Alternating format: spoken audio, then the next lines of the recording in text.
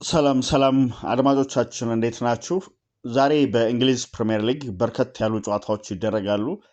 ነገር ግን ከነዚያ መካከል ሊቨርፑል ከብሬንትፎርድ በሚያደርጉት ጨዋታ ዙሪያ የተወሰኑ ሀሳቦችን እናነሳለን። በስፋት ነው የምንመለከተው። በተለይም ግን ዛሬ በሚደረገው ጨዋታ በሁለቱ ቡድኖች በኩል የሚሰለፉ ተጫዋቾች የትኞቹ ሊሆኑ ይችላሉ፣ ያለመሰረፍ ስጋት ያለባቸው ተጫዋቾች የትኞቹ ናቸው የሚለውን እንመለከታለን። በተጨማሪ ደግሞ ስለ መሐመድ ሳላም የምናነሳው ጉዳይ ይኖረናል። ወቅታዊ ብቃቱ ላይ ጥያቄዎች እየተነሱ ነው የሚገኙት። በዛሬው ጨዋታ አሰልጣኙ ያሰልፉታል ወይ? ምላሽ ለማግኘት እንሞክራለን። ትናንትና በጋዜጣዊ መግለጫ ላይ ያነሷቸው ሀሳቦች ነበሩ። በአጥቂው ላይ ምንም ጥርጥር እንደሌላቸውም ተናግረዋል። እነዚህን የተመለከቱ ጉዳዮችን ነው እየተጨዋወትን ቆይታ የምናደርገው።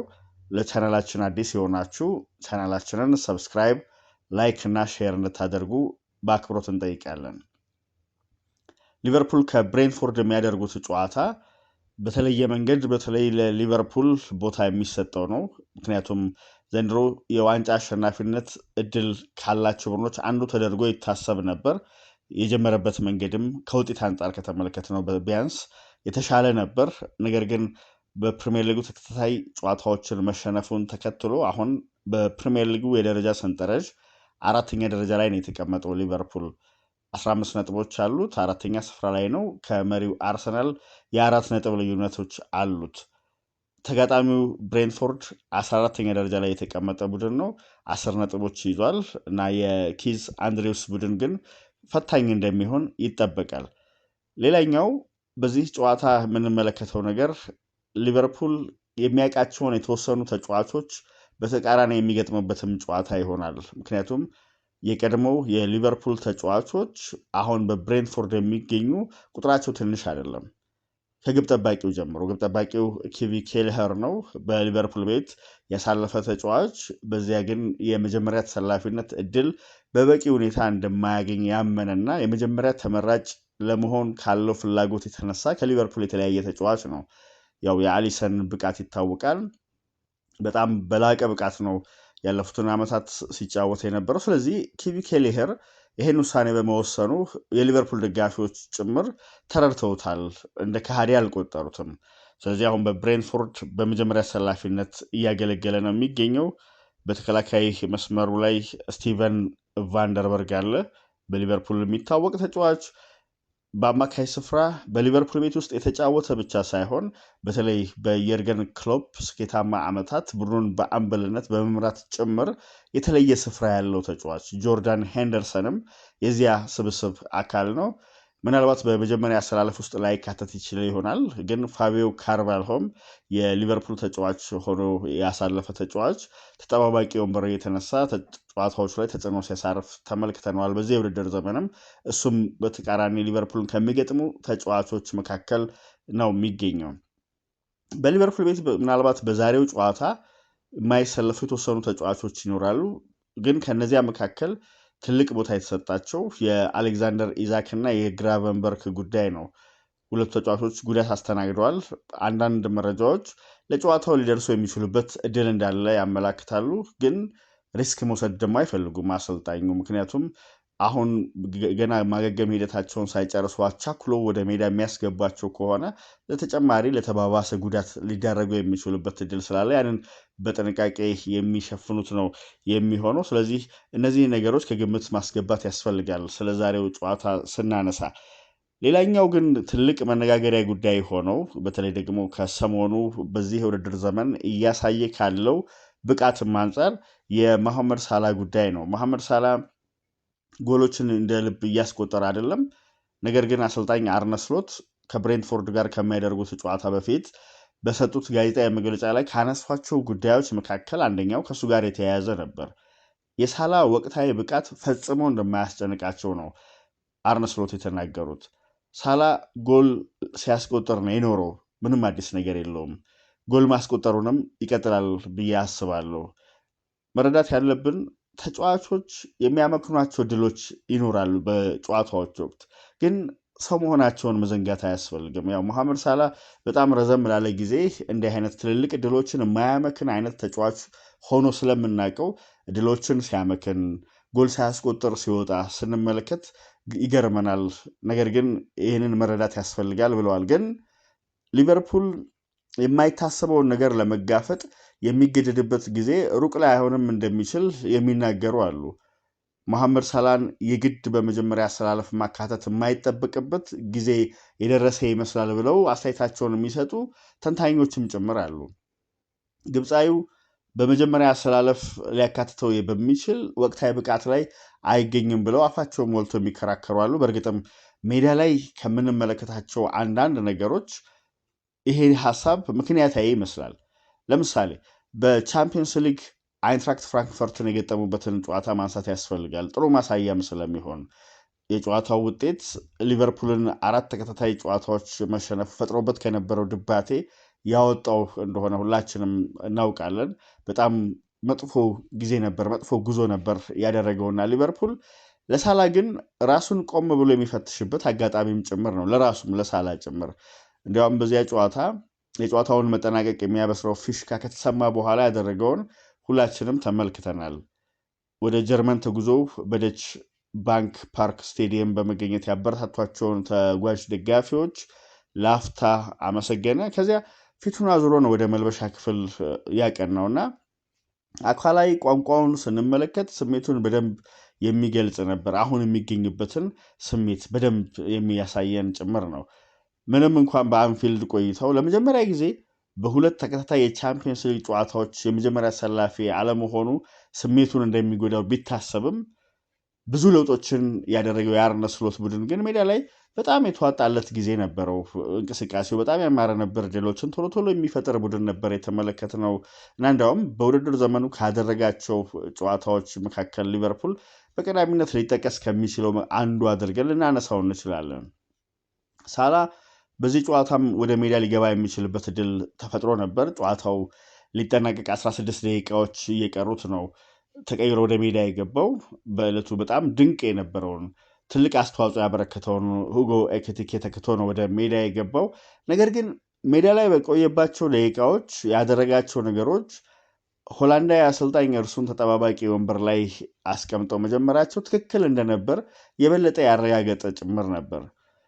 ሳላ ወደ ሜዳ ከገባ በኋላ በኦፕታ መስፈርት መለኪያዎች ትልልቅ እድሎች ብሎ የሚጠራቸው 2 አጋጣሚዎች ተፈጥረውለት ነበር። ጎል ሊሆኑ የሚገቡ እድሎች ትልልቅ ብሎ የሚጠራቸው ለዚያ ነው ኦፕታ። አንዳቸውንም ግን በሚገባ ሳይጠቀም ነው የቀረው ግብፃዊው። በተከታታይ 6 ጨዋታዎች ጎል ሳያስቆጥር መውጣቱ ጫና እንደፈጠረበት በደንብ ታይቷል። ያው አጥቂዎች ኳስና መረብ ሳያገናኙ ሲቆዩ እንደዚህ አይነት ነገር ይከሰትባቸዋል። ለወትሮ በቀላሉ ያስቆጥሯቸው የነበሩ ጎሎችን ለማስቆጠር ይቸገራሉና ጎል አልባ ጉዞውን ለመቋጨት ካለው ጉጉት ይመስላል አንዳንድ ውሳኔዎቹ ትክክል አልነበሩም። ከጠባብ አንግሎች ሳይቀር ጎል ለማስቆጠር ሙከራ ሲያደርግ የታየባቸው አጋጣሚዎች ነበሩ። በአንድ አጋጣሚ እንዲያውም ማንሳት ይቻላል ለፍሎሪያን ቪርስ ሊያቀብለው እየቻለ እንዲያውም እየተገባው በረኛው ባጠበበበት በኩል ለማስቆጠር ሲሞክር አጋጣሚ የመከነበትን አንድ አጋጣሚ ማንሳት እንችላለን። በዛ አጋጣሚ ኳሷን ለጀርመናዊ አቀብሎት ቢሆን ኖሮ ከፊቱ ባዶ ጎል ስለነበረ ቪርስ ፊት ለፊት ያለው በእግሩ ደገፍ ማድረግ ታፒን መሆን የሚችል በቃ በዚያ መንገድ ሊያስቆጥረው የሚችለው አጋጣሚ ነበር። ግን ያንን ሳያደርግ ቀርቷል። ሳላ በ8 ዓመት የሊቨርፑል ቆይታው እጅግ አስቸጋሪውን ጊዜ እያሳለፈ የሚገኝበት ወቅት መሆኑ ምንም ጥርጥር የለውም። እስካሁን በዚህ ውድድር ዘመን ያስቆጠሩ 3 ጎሎችን ብቻ ነው። ይሄ ከሱ ጋር የለመድነው ነገር አይደለም። ሊቨርፑል ቤት ከመጣ በኋላ ከነዚህ መካከል እንዲያውም አንዷ በርንሌ ላይ ያስቆጠራት ጎል የፍጹም ቅጣት ምት እንደነበረች እናስታውሳለን እና የኳስ ንክኪውና ውሳኔ አሰጣጡ በጣም ወርዶ ታይቷል። ከዚህ ቀደም በማይዋዥቅ ብቃት በርካታ ሪከርዶችን በክለቡ ያስመዘገበውና ከምንጊዜውም የሊቨርፑል ታላላቅ ተጫዋቾች አንዱ መሆን የቻለው ግብፃዊ አሁን በራስ መተማመኑ እጅግ በጣም ነው ወርዶ የሚታየውና አሁንም ቢሆን ግን ሳላ አብቅቶለታል ብሎ መደምደም ስህተት ላይ ይጥላል። ይሄ ምንም ጥያቄ የለውም። አዎ እድሜው 33 ደርሷል።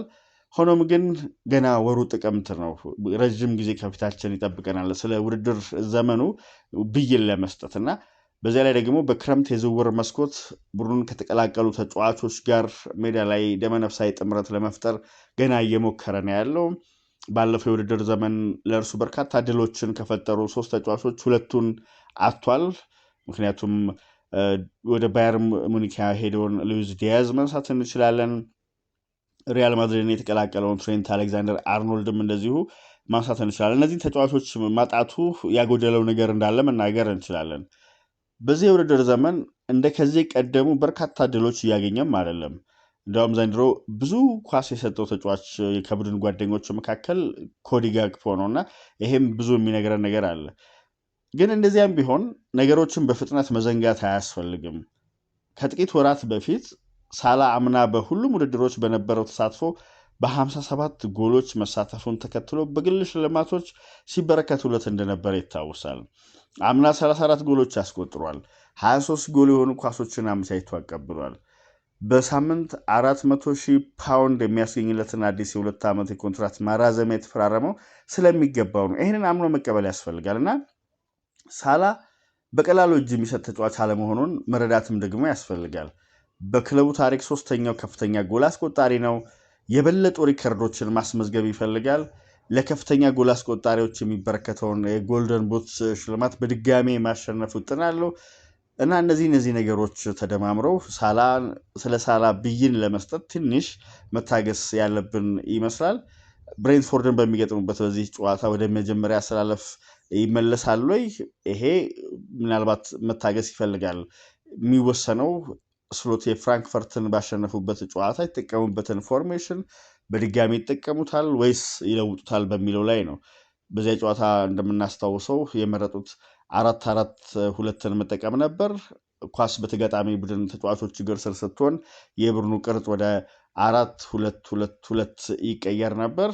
ሊቨርፑል ደግሞ ኳስ ሲይዝ 2-4-4 ፎርሜሽን ነበረውና አሰልጣኙ ይህንን መንገድ የሚመርጡ ከሆነ ሳላን ማሰለፍ ፈታኝ ነው የሚሆንባቸው። ምክንያቱም የዘንድሮ ብቻ ሳይሆን ከዚህ ቀደምም ቢሆን እርሱ ወደ ኋላ የተመለሰ የተከላካይ መስመር ተጫዋቾችን ማገዝ ላይ የተዋጣለት ተጫዋች አይደለም።